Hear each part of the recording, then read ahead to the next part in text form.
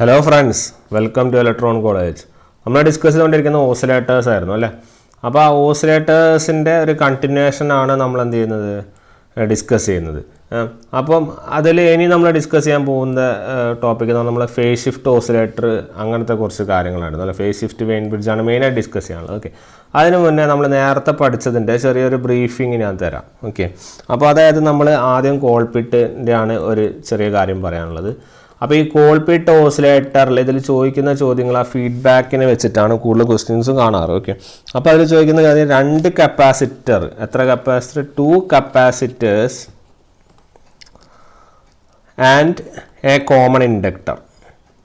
അതാണല്ലോ അതിൻ്റെ പോയിന്റ്. ഇപ്പോൾ 2 കപ്പാസിറ്റർ ഒരു കോമൺ ഇൻഡക്ടർ ഉള്ള സർക്യൂട്ട് ചോദിക്കാം, അല്ലെങ്കിൽ 2 കപ്പാസിറ്ററുകൾ ടാപ്പ് ചെയ്തെന്ന് വെച്ച് ചോദിക്കാം. ഓക്കെ, 2 കപ്പാസിറ്റേഴ്സ് ടാപ്പ്ഡ് എന്നും പറഞ്ഞ് ചോദിക്കാം. അതുപോലെ അതിൻ്റെ ഫ്രീക്വൻസി എന്ന് പറയുന്ന സാധനം നമുക്ക് വേണമെങ്കിൽ ഇങ്ങനെയും എഴുതാറുണ്ട്, L/CT. Okay, where your CT is equal to C1 C2 divided by C1 plus C2. Okay, അപ്പോൾ ഒരു 2 ടാപ്പ്ഡ് കപ്പാസിറ്റേഴ്സും ഒരു ഇൻഡക്ടറും പ്രൊവൈഡ് ചെയ്യുന്നത് എന്തിനാണ്? 180 ഡിഗ്രി ഫേസ് ഷിഫ്റ്റ് ഇൻട്രൊഡ്യൂസ് ചെയ്യുക.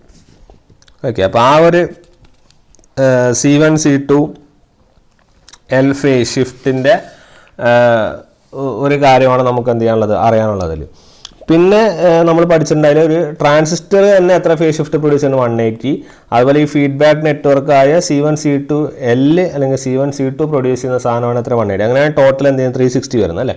അപ്പോൾ നമ്മളതിനെ ചെറിയൊരു ഫിഗറാക്കി വരക്കുവാണെങ്കിൽ ഒരു ഇൻഡക്ടറും 2 കപ്പാസിറ്ററും അല്ലേ, C1 C2 ഒരു ടാപ്പ്ഡ് ഒരു ഇൻഡക്ടറും ഇവിടെ നമ്മൾ എന്ത് ചെയ്യും, വെക്കും. ഓക്കെ, അപ്പം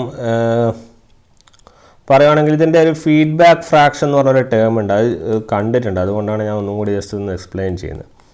ഓക്കെ, Vout V1 ഇത് ഇൻഡക്ടർ, ഇത് C1 ഇത് C2. പിന്നെ ആ ഫീഡ്ബാക്ക് ഫ്രാക്ഷൻ റിനോട്ട് ചെയ്യുന്നത് ഫീഡ്ബാക്ക് ഫ്രാക്ഷനാണ്,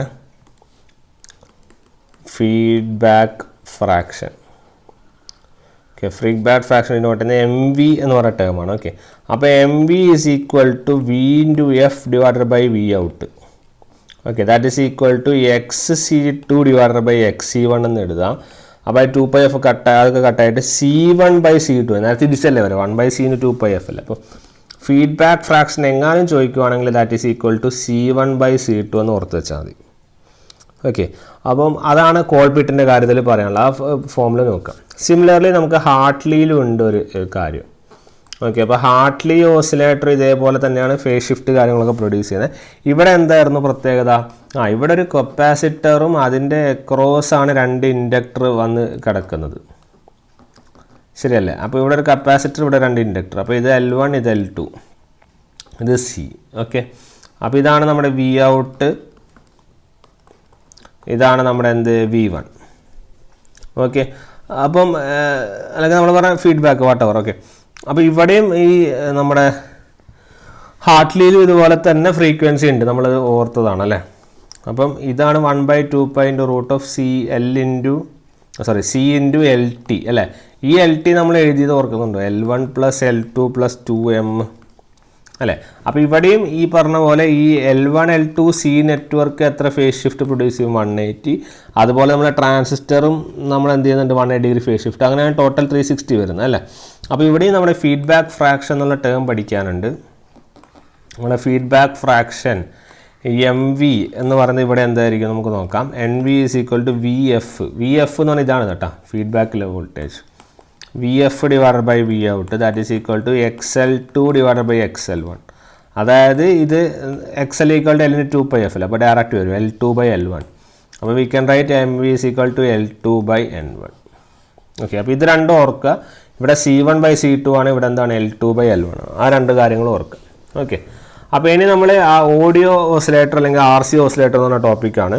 അപ്പോൾ ഓഡിയോ ഓസിലേറ്റർ നമുക്കറിയാം, നമ്മൾ ഇത്രയും നേരം LC ഓസിലേറ്ററിനെ കുറിച്ചാണ് പഠിച്ചത് അല്ലേ. അപ്പോൾ LC ഓസിലേറ്റർ എന്ന് പറഞ്ഞാൽ ഹൈ ഫ്രീക്വൻസി ഓസിലേറ്ററുകളും മറ്റുള്ള കാര്യങ്ങളായിരുന്നു.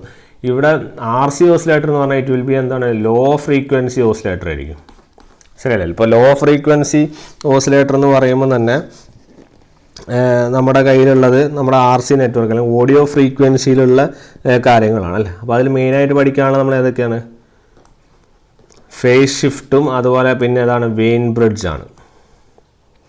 ഓക്കെ, വേറൊരു ടൈപ്പ് ഓഫ് ഓഡിയോ ഓസിലേറ്റർ ഉണ്ട്, അതിൻ്റെ പേരാണ് ബീറ്റ് ഫ്രീക്വൻസി ഓസിലേറ്റർ. അങ്ങനെ ചോദിച്ച് കാണാറില്ല, അതുകൊണ്ട് നമ്മളിങ്ങനെ പഠിക്കാറില്ല, ജസ്റ്റ് നിങ്ങൾ അറിവിന് വേണ്ടി വെച്ചോ. ബീറ്റ് ഫ്രീക്വൻസി ഓസിലേറ്റർ, BFO എന്ന് പറയും. ഓക്കെ, അപ്പം ബേസിക് പ്രിൻസിപ്പിൾ ഓഫ് നമ്മൾ RC ഓസിലേറ്റർ എന്താണ്? നമ്മൾ ഈ RC നെറ്റ്വർക്ക് എത്ര ഫേസ് ഷിഫ്റ്റ് പ്രൊഡ്യൂസ് ചെയ്യുന്നുള്ള കാര്യമാണ് ആദ്യം ഓർക്കേണ്ടത്.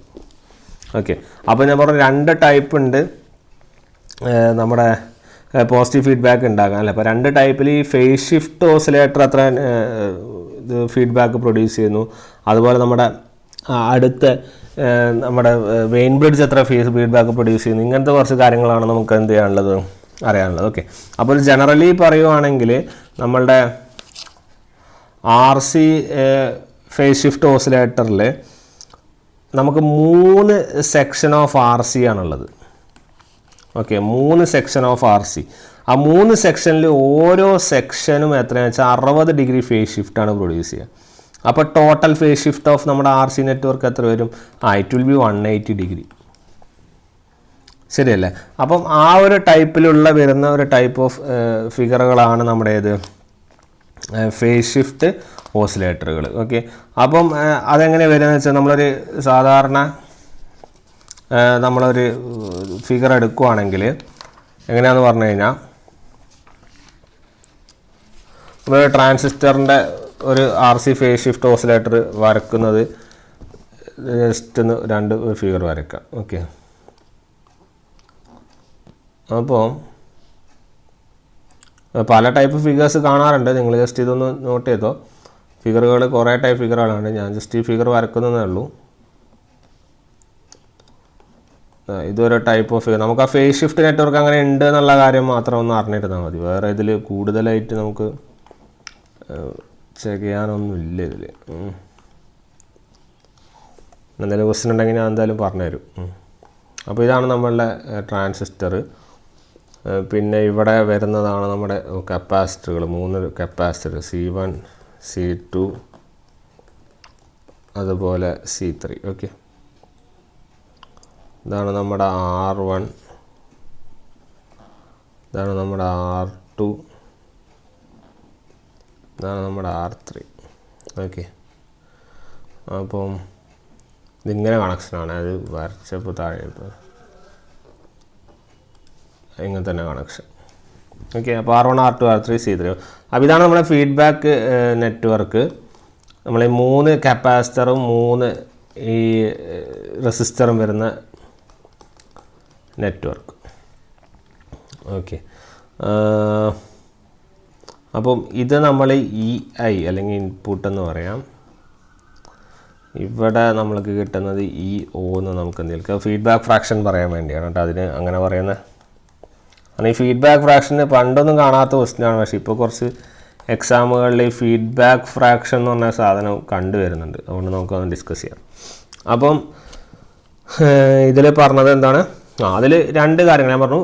നമ്മൾ ഈ RC നെറ്റ്വർക്കില്ലേ, ഈ RC നെറ്റ്വർക്കാണ് ഈ 3 R 3 C നെറ്റ്വർക്കുകളാണ് എത്ര ഫേസ് ഷിഫ്റ്റ് പ്രൊഡ്യൂസ് ചെയ്യുന്നത്? 180 ഡിഗ്രി. ഓക്കെ, ഇതിൽ ഓൾറെഡി ഒരു 180 ഡിഗ്രി ആര് പ്രൊഡ്യൂസ് ചെയ്യുന്നുണ്ട്? നമ്മളെ ട്രാൻസിസ്റ്റർ ആംപ്ലിഫയർ പ്രൊഡ്യൂസ് ചെയ്യുന്നുണ്ട്. അതിന് പുറമെയാണ് ഈ ഫീഡ്ബാക്ക് നെറ്റ്വർക്ക് മാത്രമാണ് എന്ത് 180. അങ്ങനെ ടോട്ടൽ ഫേസ് ഷിഫ്റ്റ് എത്രയാവും? നമുക്ക് 360. ഓക്കെ, ആ ഒരു പോയിൻ്റാണ് നമുക്കിതിൽ ഇത് കാര്യമായിട്ട് എന്ത് ചെയ്യാനുള്ള നോട്ട് ചെയ്യാനുള്ളത്. പിന്നെ അതിൻ്റെ ഫ്രീക്വൻസി ഓഫ് ഓസിലേഷൻ ചോദിക്കാറുണ്ട്. അതിൻ്റെ ഫ്രീക്വൻസി ഓഫ് ഓസിലേഷൻ ചോദിച്ചു കഴിഞ്ഞാൽ ഇറ്റ് ഈസ് 1/, പ്രൂഫൊന്നും വേണ്ട, നിങ്ങൾ പഠിച്ചാൽ മതി, 1/2πRC√6. ഓക്കെ, അത് ഒരു പ്രൂഫിൽ വരുന്നതാണ്. ആ ഒരു പോയിൻ്റ് നമുക്കൊന്ന് നോട്ട് ചെയ്യാം. പിന്നെ ഇതിൽ അറിയേണ്ട വേറൊരു പോയിൻ്റ് എന്താണെന്ന് പറഞ്ഞു കഴിഞ്ഞാൽ ഇതിൻ്റെ ഗെയിന് ചോദിക്കാറുണ്ട്. ഓക്കെ, അപ്പോൾ ഗെയിൻ എന്ന് വെച്ചാൽ നമ്മൾ നെറ്റ്വർക്ക് ഫീഡ്ബാക്ക് ഫാക്ടർ ചോദിക്കാറുണ്ട്. ഗെയിന് പുറമെ ചോദിക്കുന്ന സാധനമാണ് ഫീഡ്ബാക്ക് ഫാക്ടർ. അപ്പോൾ ജസ്റ്റ് എഴുതാം, the network attenuates the output voltage. Okay, network output voltage attenuates by a factor of 1/29. ഇതിൻ്റെ അർത്ഥം എന്താണെന്ന് വെച്ചാൽ നമ്മുടെ amplifier must have A voltage gain of എത്ര വേണ്ടി വരും? 29. ഓക്കെ. അപ്പോൾ ആംപ്ലിഫയറിൻ്റെ വോൾട്ടേജ് ഗെയിൻ എത്രയാണ്? 29. ഇതിൻ്റെ ഫീഡ്ബാക്ക് ഫാക്ടറാണ് എന്ത്? ഈ 1/29 വിളിക്കുന്ന പേരാണ് ഫീഡ്ബാക്ക് ഫാക്ടർ. ഓക്കെ, 1/29 വിളിക്കുന്നതാണ് ഫീഡ്ബാക്ക് ഫാക്ടർ. ഇതെത്രയാണ്? ഇതാണ് 1/29. വോൾട്ടേജ് ഗെയിൻ ചോദിച്ചാൽ എത്രയാണ്? 29 എന്നാണ്. ഓക്കെ, ഇനി നിങ്ങളോട് ലൂപ്പ് ഗെയിൻ ചോദിക്കും. അപ്പോൾ ലൂപ്പ് ഗെയിൻ ചോദിക്കുമ്പോൾ ലൂപ്പ് ഗെയിൻ ആണ് beta A. Okay, loop gain ചോദിക്കുകയാണെങ്കിൽ ഈ 1/29 into 29 that is equal to 1. അപ്പോൾ ലൂപ്പ് ഗെയിൻ എത്രയാണ്? 1. ഓക്കെ, അപ്പം ആംപ്ലിഫയറിൻ്റെ ഗെയിന് വോൾട്ടേജ് ഗെയിൻ ചോദിക്കുകയാണെങ്കിൽ 29, ഫീഡ്ബാക്ക് ഫാക്ടർ ചോദിക്കുകയാണെങ്കിൽ 1/29, പിന്നെ അതിൻ്റെ ലൂപ്പ് ഗെയിൻ ചോദിക്കുകയാണെങ്കിൽ 1 ആണ്. ഓക്കെ, ഇതിൻ്റെ പ്രൂഫിലേക്കൊന്നും പോകണ്ട, അത് കുറച്ച് ചെയ്യാനുണ്ടാവും. അപ്പോൾ നമുക്ക് പ്രൂഫൊന്നും പഠിക്കാനില്ലാത്തതുകൊണ്ട് നമുക്ക് എന്ത് ചെയ്യണ്ട, അത് നോക്കേണ്ട ആവശ്യമൊന്നുമില്ല. ഓക്കെ, പിന്നെ ഇതിൻ്റെ കുറച്ച് ഫേസ് ഷിഫ്റ്റിൻ്റെ കുറച്ച് അഡ്വാൻറ്റേജും കുറച്ച് കാര്യങ്ങളുമാണ്. അഡ്വാൻറ്റേജ് വെച്ചാൽ നമ്മൾക്ക് അധികം ബൾക്കി കാര്യങ്ങളൊന്നും അല്ല, കാരണം ആറും സിയും വെച്ചിട്ടുള്ള ചെറിയ ചെറിയ പരിപാടികളാണ്. പിന്നെ ഫ്രീക്വൻസി സ്റ്റെബിലിറ്റി ഉള്ള ഒരു സർക്യൂട്ട് തന്നെയാണ്. പിന്നെ ലോ ഫ്രീക്വൻസിയിലാണ് യൂസ് ചെയ്യുക നമ്മൾ ഓൾറെഡി പറഞ്ഞു അല്ലേ. അപ്പം അത്രയൊക്കെ തന്നെ ഉള്ളൂ. പിന്നെ ഔട്ട്പുട്ട് വളരെ കുറവാണ് അല്ലേ. അപ്പോൾ ജസ്റ്റ് ഒന്ന് ഓർത്ത് വയ്ക്കുക, ഔട്ട്പുട്ട് ഇതിൻ്റെ ഡിസഡ്വാൻറ്റേജ് ആയിട്ടാണ് നമ്മൾ പറയുക കേട്ടോ. ഡിസഡ്വാൻറ്റേജ് ആയിട്ടാണ് നമ്മൾ ഔട്ട്പുട്ട് കുറവാണെന്നുള്ള പോയിൻ്റാണ് നമുക്ക് എന്ത് ചെയ്യാനുള്ളത്, നോട്ട് ചെയ്യാനുള്ളത്. പിന്നെ ഒരു ആപ്ലിക്കേഷൻ എന്ന് പറഞ്ഞു കഴിഞ്ഞാൽ ഒരു വൈഡ് ഫ്രീക്വൻസി റേഞ്ചിൽ സിഗ്നൽ ജനറേഷൻ ഇത് യൂസ് ചെയ്യാറുണ്ട്. ഓക്കെ, അതായത് നമ്മളൊരു ഫ്യൂ ഹെഡ്സ് മുതൽ ഒരു 200 ഹെഡ്സ് ആ റേഞ്ചിലൊക്കെ എന്ത് ചെയ്യാറുണ്ട്, ഇത് പോവാറുണ്ട്. ഓക്കെ, അത് ഓരോ റേഷ്യോസിലായിട്ടായിട്ട് പോകുക. അത് നമ്മൾ ഓർക്കേണ്ട ആവശ്യമൊന്നുമില്ല, ഞാൻ ജസ്റ്റ് പറഞ്ഞെന്നുള്ളൂ. വൈഡ് ഫ്രീക്വൻസി റേഞ്ചിൽ യൂസ് ചെയ്യാറുണ്ടെന്ന് മാത്രമേ. ഇതിൻ്റെ ഫ്രീക്വൻസി റേഞ്ചൊക്കെ നമ്മൾ ഇതിന് മുന്നേ പറഞ്ഞിട്ടുണ്ട്, അത് പഠിച്ചു വെച്ചാൽ മതി. ഇനി ഇതിൻ്റെ അകത്തേക്കുള്ള കാര്യങ്ങളൊന്നും നിങ്ങൾ പഠിക്കേണ്ട. പിന്നെ ആ ഫ്രീക്വൻസി റേഞ്ച് നമുക്ക് ഓൾറെഡി ഒന്നും കൂടി ജസ്റ്റ് ഒന്ന് ഓർക്കാം. അത് എത്രയായിരുന്നു? 20 ഹെഡ്സ് മുതൽ എത്രയായിരുന്നു? 200 കിലോ ഹെഡ്സ് വരെയായിരുന്നു. ഓർക്കുന്നില്ലേ? 20 ഹെഡ്സ്, അതായത് ഏതിൻ്റെയാണ്? ഓഡിയോ ഫ്രീക്വൻസി റേഞ്ചാണ് അല്ലേ, AF റേഞ്ചാണ് ഈ സാധനം. ഓക്കെ, അപ്പോൾ ആ ഒരു പോയിൻ്റ് മാത്രം നോട്ട് ചെയ്താൽ മതിയാവും. പിന്നെ ഇതിൽ കൂടുതൽ കാര്യങ്ങളൊന്നും പഠിക്കാനൊന്നുമില്ല. അപ്പം ഫോമിൽ ഓർക്കുക 1/2π RC √6 ഓർക്കുക. വോൾട്ടേജ് ഗെയിനും അതിൻ്റെ ഫീഡ്ബാക്ക് ഫാക്ടറും മറ്റുള്ള കാര്യങ്ങളും കൂടി ഓർത്താൽ മതിയാവും. പിന്നെ ഞാൻ പറഞ്ഞു നമുക്ക് നമ്മുടെ ഫീഡ്ബാക്ക് ഫ്രാക്ഷൻ എഴുതണം അല്ലേ. അപ്പോൾ ഫീഡ്ബാക്ക് ഫ്രാക്ഷൻ എന്ന് പറയുന്ന സാധനം നമ്മൾ നേരത്തെ എഴുതിയിരുന്നു, അതുപോലെ തന്നെ ഇതിനും ഉണ്ട്. അത് ജസ്റ്റ് ഒന്ന് എഴുതി വെച്ചോ. M = EI/EO എന്ന് എഴുതി വെച്ചാൽ മതി. ഓക്കെ, ക്വസ്റ്റ്യൻ എന്തെങ്കിലും പറഞ്ഞു കഴിഞ്ഞാൽ ഉപകാരപ്പെട്ടോട്ടെ എന്ന് വിചാരിച്ചിട്ട് തന്നാണ്. EI input EI/EO. Okay, EI/EO എന്ന് മാത്രം നോട്ട് ചെയ്താൽ മതി. അടുത്തത് നമുക്ക് നോക്കാനുള്ളത് അതുപോലെ തന്നെ വെയിൻ ബ്രിഡ്ജ് ഓസിലേറ്ററാണ്. Okay, Wien bridge oscillator circuit ഇവിടെ തന്നിട്ടുണ്ട്. അപ്പോൾ വെയിൻ ബ്രിഡ്ജ് ഓസിലേറ്ററിൻ്റെ പ്രത്യേകത എന്താണെന്ന് പറഞ്ഞു കഴിഞ്ഞാൽ ഇതൊരു ഫേസ് ഷിഫ്റ്റ് ഓസിലേറ്റർ തന്നെയാണ്. ഇതിൽ 2 ട്രാൻസിസ്റ്റർ ഉണ്ട് കണ്ടോ. ഇതാ Q1 ഉണ്ട്, Q2 ഉണ്ട്. ഓരോ ട്രാൻസിസ്റ്ററും എത്ര ഫേസ് ഷിഫ്റ്റ് പ്രൊഡ്യൂസ് ചെയ്യുന്നു? 180. അപ്പോൾ ടോട്ടൽ എത്ര? 360. അതായത് ഇതിൽ ഫീഡ്ബാക്ക് നമുക്ക് വേണമെങ്കിൽ ട്രാൻസിസ്റ്റർ തന്നെ എന്ത് ചെയ്യുന്നു, ഒരു phase shift, total phase shift produce ചെയ്യുന്ന വേണമെങ്കിൽ പറയാം. ഓക്കെ, അപ്പോൾ അതാണ് അതിൻ്റെ പ്രത്യേകത. മറ്റേത് ഒരു ട്രാൻസിസ്റ്റർ 180 ആയിരുന്നു, ആ ഫീഡ്ബാക്ക് നെറ്റ്വർക്ക് എത്രയായിരുന്നു? 180 ആയിരുന്നു. ഇവിടെ 2 ട്രാൻസിസ്റ്റർ കൊണ്ട് തന്നെ നമുക്ക് എന്ത് ചെയ്യുന്നുണ്ട്? 360 ഫേസ് ഷിഫ്റ്റ് പ്രൊഡ്യൂസ് ചെയ്യാൻ വേണ്ടി സാധിക്കുന്നുണ്ട്. ഓക്കെ, പിന്നെ ഓർക്കേണ്ട പോയിന്റ് ഇവർ കണ്ടോ, RC ബ്രിഡ്ജ് നെറ്റ്വർക്ക് കണ്ടോ, അതാണ് നമ്മുടെ വെയിൻ ബ്രിഡ്ജ്. അപ്പോൾ ഈ RC ബ്രിഡ്ജ് നെറ്റ്വർക്ക് ഒരു ലീഡ് ലാഗ് നെറ്റ്വർക്കാണെന്ന് ഓർത്തു. ലീഡ് ലാഗ് നെറ്റ്വർക്കാണെന്ന് ഓർക്കുക. അതായത് ഇതിൻ്റെ ഫേസ് ഷിഫ്റ്റ് ഫ്രീക്വൻസി ഇൻക്രീസ് ചെയ്യുമ്പോൾ ലാഗ് ചെയ്യും, അതുപോലെ ഫ്രീക്വൻസി ഡിക്രീസ് ചെയ്യുമ്പോൾ എന്ത് ചെയ്യും? ലീഡ് ചെയ്യും. അപ്പോൾ ഒരു കോമ്പിനേഷൻ സർക്യൂട്ടാണ് വരുന്നത്. അതായത് ഒരു പർട്ടിക്കുലർ ഫ്രീക്വൻസിയിൽ എന്ത് ചെയ്യുന്നത് വെച്ചാൽ ഈ വെയിൻ ബ്രിഡ്ജ് എന്താവും, അതായത് ഈ 2 ഫ്രീക്വൻസി മാച്ച് ചെയ്തിട്ട് ഒരു പർട്ടിക്കുലർ ഫ്രീക്വൻസിയിൽ ഈ വെയിൻ ബ്രിഡ്ജ് എന്താണെന്ന് വെച്ചാൽ this vein bridge will be balanced. Vein bridge എന്താവും? ബാലൻസ്ഡ് ആവും. അതുപോലെ തന്നെ it will be having A phase shift of 0. ഒരു 0 ഫേസ് ഷിഫ്റ്റ് എന്ത് ചെയ്യും? അത് പ്രൊഡ്യൂസ് ചെയ്യും. അപ്പോൾ അതാണ് അതിൻ്റെ ഒരു പ്രത്യേകത. പിന്നെ ഈ ഇതിൻ്റെ ഫ്രീക്വൻസി റേഞ്ച് അത് യൂഷ്വലി ടിപ്പിക്കലി അബൌട്ട് 1 MHz ആണ്. ഓക്കെ, അത് ചോദിക്കാറുണ്ട്. 1 MHz case maximum frequency output അത്ര 1 MHz ആണെന്ന് നമുക്ക് ചോദിക്കാറുണ്ട്. പിന്നെ നമ്മൾ ഓഡിയോ ആംപ്ലിഫയറിലാണ് യൂസ് ചെയ്യുക 20 Hz മുതൽ 20 kHz വരെ എന്നൊക്കെ പറഞ്ഞു അല്ലേ. പിന്നെ ഡിസ്റ്റോർഷനൊക്കെ കുറച്ച് കുറവാണ്, ഫ്രീക്വൻസി എന്ത് ചെയ്യാൻ നമുക്ക് എന്ത് ചെയ്യാം വേരി ചെയ്യാൻ സാധിക്കും. ഓക്കെ, പിന്നെ ഒരു ഓർക്കേണ്ട ഒരു പോയിന്റ് എന്ന് വെച്ചാൽ ഇതിൻ്റെ ഫ്രീക്വൻസീൻ്റെ ഇക്വേഷനാണ്. ഓക്കെ, ഇതിൻ്റെ ഫ്രീക്വൻസീൻ്റെ ഇക്വേഷൻ ഇതും പ്രൂഫാണ്, പ്രൂഫ് ഇപ്പോൾ നമ്മൾ പറയുന്നില്ല. ഫ്രീക്വൻസി എന്ന് പറഞ്ഞാൽ 1/2π√R1 R2 C1 C2 ആണ്. ഓക്കെ, ഇതിൽ ഇഫ് യുവർ R1 = R2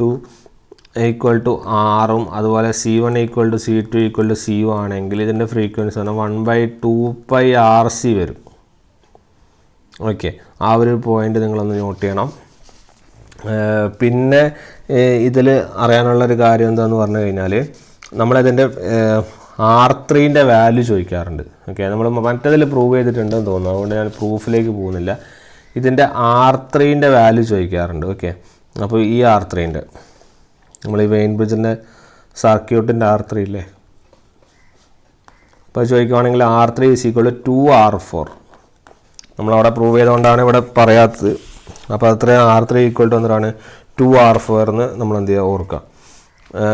പിന്നെ ഞാൻ ഒന്നുകൂടി പറയാം, നമ്മൾ ഈ Q1 Q2 ആണ് എന്ത് ചെയ്യുന്നത് ടോട്ടൽ ഫേസ് ഷിഫ്റ്റ് 360 എടുക്കുന്നത്. അങ്ങനെയാണ് നമ്മൾ എന്ത് ചെയ്യുന്നത് പോസിറ്റീവ് ഫീഡ്ബാക്ക് നമ്മൾ എന്ത് ചെയ്യുന്നത് എൻഷുർ ചെയ്യുന്നത്. ഓക്കെ, അത് ഓർത്ത് വയ്ക്കുക. പിന്നെ ആംപ്ലിഫയറിൻ്റെ voltage gain = R3 + R4 / R4 ആണ്. ശരിക്കും പറയുവാണെങ്കിൽ ഇതിനെയാണ് നമ്മൾ എന്ത് ചെയ്യുന്നത് 1 + R3/R4 എന്ന് എഴുതുന്നത്. ഓക്കെ, അപ്പോൾ ഇവിടെയാണ് ഞാൻ ഈ പറഞ്ഞ R3 എന്ന് പറയുന്ന സാധനം എന്ത് ചെയ്യുന്നത് 2R4 വരുന്നത്. അതിവിടെ സബ്സ്റ്റിറ്റ്യൂട്ട് ചെയ്തതിന് എത്ര വരും 1 + 2 വരും അല്ലേ. 2R4 കട്ടാവും, 1 + 2 എന്ന് പറയും 3 വരുന്നു. അപ്പോൾ നിങ്ങൾക്ക് ഇവിടെ ചോദിക്കും, ഇവിടെ വോൾട്ടേജ് ഗെയിൻ. ഓക്കെ, ഇവിടെ നമ്മുടെ വോൾട്ടേജ് ഗെയിൻ എന്ന് പറയുന്നത് എത്രയാണ്? ഇവിടെ നമ്മുടെ വോൾട്ടേജ് ഗെയിൻ എന്ന് പറയുന്ന സാധനമാണ് എത്ര? It will be 3. ഓക്കെ, ആംപ്ലിഫയറിൻ്റെ വോൾട്ടേജ് ഗെയിൻ ആണ് എന്ത് 3. പിന്നെ നമ്മൾ നോക്കേണ്ടത് നമ്മുടെ നേരത്തെ പോലെ ഫീഡ്ബാക്ക് ഫാക്ടർ അങ്ങനെ തന്നെ ചോദിക്കുകയാണെങ്കിൽ ഫീഡ്ബാക്ക് ഫാക്ടർ നേരത്തെ 1/29 ആയിരുന്നു, ഇവിടെ 1/3 ആണ്. ഓക്കെ, ആ ഒരു പോയിൻറ്റും കൂടി നമ്മൾ എന്ത് ചെയ്യണം ഒന്ന് അറിഞ്ഞിരിക്കണം. അപ്പോൾ ആ രണ്ട് കാര്യങ്ങളാണ് നമ്മൾ കാര്യമായിട്ട് എന്ത് ചെയ്യാനുള്ളത് അതിൽ നോക്കാനുള്ളത്. പിന്നെ വേറെ നോക്കാം, നമ്മൾ ക്രിസ്റ്റൽ ഓസിലേറ്റർ നമ്മൾ പറഞ്ഞു, നമ്മളെ ഫീഡ്ബാക്ക് ഫ്രാക്ഷൻ്റെ കാര്യങ്ങളൊക്കെ പറഞ്ഞല്ലോ. അപ്പോൾ വേറെ കൂടുതലായിട്ട് നമുക്കിതിൽ പറയാനൊന്നുമില്ല. പിന്നെ നേരത്തെ പറഞ്ഞതിൽ നമ്മൾ ഈ വെയിൻ ബ്രിഡ്ജിൻ്റെ ഒരു അഡ്വാൻറ്റേജൊക്കെ പറയുവാണെങ്കിൽ വെയിൻ ബ്രിഡ്ജിൻ്റെ ഒരു അഡ്വാൻറ്റേജ് വെച്ചാൽ ഒരു സ്റ്റേബിൾ, ജസ്റ്റ് നിങ്ങൾ എഴുതി വെച്ചോ, അഡ്വാൻറ്റേജസ് പോലെയൊക്കെ പറയുവാണെങ്കിൽ it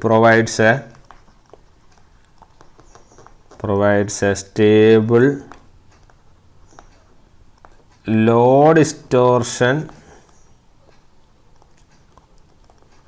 sinusoidal output over a wide range of frequency. Okay, ഈ ഒരു പോയിന്റ് നോട്ട് ചെയ്താൽ മതി. പിന്നെ ഓവറോൾ ഗെയിൻ കൂടുതലാണ് ഇതിന് ഭയങ്കര. കാരണം എന്ന് വെച്ചാൽ ഓവറോൾ ഗെയിൻ ഭയങ്കര ഹൈ ആന്ന് പറയുന്ന കാരണം 2 ട്രാൻസിസ്റ്ററുകൾ യൂസ് ചെയ്യുന്നുണ്ടല്ലോ. അപ്പോൾ അതുകൊണ്ട് തന്നെ ഓവറോൾ ഗെയിൻ എന്താണ് കൂടുതലാണ്. ഡിസഡ്വാൻറ്റേജ് എന്താണെന്ന് പറഞ്ഞാൽ അത് തന്നെയാണ് അതിൻ്റെ ഡിസഡ്വാൻറ്റേജും. കാരണം 2 ട്രാൻസിസ്റ്ററിൻ്റെ ആവശ്യമുണ്ട്. അപ്പോൾ അതുകൊണ്ട് തന്നെ ലാർജ് ആയിരിക്കും ഈ സാധനം. 2 ട്രാൻസിസ്റ്റർ വേണ്ടതുകൊണ്ട് തന്നെ ഈ സാധനം എന്താണ് ലാർജാണ്. നമ്മൾ സർക്യൂട്ട് കാണുമ്പോൾ തന്നെ നമുക്ക് മനസ്സിലായി അല്ലേ. അപ്പോൾ ലാർജ് ആണെന്നുള്ള കാര്യം ഓർക്കുക.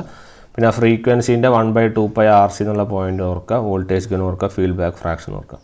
അത്രേ അതിൽ കാര്യമായിട്ട് പറയാനുള്ളൂ.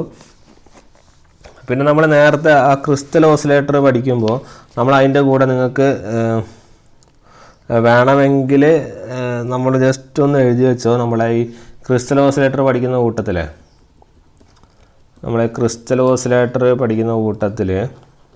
നമ്മളെ Q എന്നും പറഞ്ഞ് പോയില്ലേ, Q ക്വാളിറ്റി ഫാക്ടർ. ഓക്കെ, അതിൻ്റെ ഫോർമുല വേണമെങ്കിൽ ജസ്റ്റ് എഴുതി വെച്ചോ, 1/R × L/C. ഓക്കെ, ഇത് ചിലപ്പോൾ ചോദിക്കും. ഓക്കെ, അപ്പോൾ ക്രിസ്റ്റലിൻ്റെ Q ഹൈ ആന്ന് പറഞ്ഞിട്ടുണ്ട്. അതോടൊപ്പം തന്നെ അതിൻ്റെ ഫോർമുല ജസ്റ്റ് ഒന്ന് ഓർത്ത് വെച്ചോ. It is 1/R × L/C. Quality factor ചോദിച്ച് കണ്ടിട്ടുണ്ട്, അതുകൊണ്ടാണ് അത് തരുന്നത്. 1/r ഇൻറ്റു എന്താണ് √(L/C). ഓക്കെ, അപ്പോൾ ആ ഒരു പോയിൻറ്റും കൂടി നോട്ട് ചെയ്യുക. അത്രയാണ് നമ്മൾ വെയിൻ ബ്രിഡ്ജ് മറ്റുള്ള കാര്യങ്ങളിൽ പറയാനുള്ളൂ. ഓക്കെ, ഇനി നമ്മൾ നെഗറ്റീവ് റെസിസ്റ്റൻസ്, അപ്പോൾ അത്രയേ ഉള്ളൂ കാര്യം. Negative resistance oscillator. ഓക്കെ, ഇതിൻ്റെ ഫിഗറും കാര്യങ്ങളൊന്നും നമ്മൾ പഠിക്കേണ്ട. നമ്മൾ ജസ്റ്റ് നെഗറ്റീവ് റെസിസ്റ്റൻസ് ഓസിലേറ്റർ എന്താണെന്ന് നമുക്ക് എന്ത് ചെയ്യാമെന്ന് നോക്കാം.